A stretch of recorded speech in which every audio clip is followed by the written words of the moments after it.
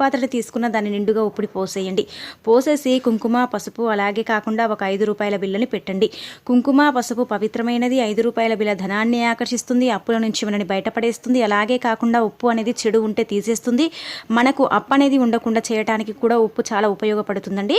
కాబట్టి ఇలా చేసేసి మీరు ఏంటంటే కనుక ఆ పాత్ర అంటే మట్టి పాత్ర కానీ గాజు బౌల్ కానీ ఏదైనా పర్వాలేదు, మీరు ఏది తీసుకున్నా ఇలా నిండుగా ఉప్పుని పోసేసి కుంకుమ పసుపుని పోసేసి 5 రూపాయల బిల్లని పెట్టేసి చక్కగా సంకల్పం చెప్పుకోండి. ఇష్టదైవంతో లేదంటే కులదైవం ఉంటారు కదా, అలాంటి వాళ్ళకైనా సరే, మన ఇష్టదైవం కానీ కులదేవత కానీ మన ఇంటి దేవత ఎవరైనా పర్వాలేదు, సంకల్పం చెప్పుకోండి. అమ్మ, అవసరం కోసం ఈ పరిహారం చేస్తున్నాము, మాకు ఈ అప్పు అనేది తీరిపోయేలాగా చూడు తల్లి, మాకు చల్లని చూపు నీపై ఉండేలాగా చెయ్యి, మా అప్పు అనేది ఉండకుండా చూడు అనేసి మనం చక్కగా ఏంటంటే సంకల్పం చెప్పేసుకొని ఆ ఉప్పు పాత్రని వంటగదిలో కానీ లేదంటే పూజ గదిలో కానీ పెట్టుకోవాలి. ఈ 2 చోట్ల మాత్రమే పెట్టాలండి. మిగతా చోట్ల పెట్టుకోకూడదా అండి అని మీకు సందేహం రావచ్చు. మిగతా చోట్లలో పెట్టుకుంటే ఫలితం అయితే రాదు.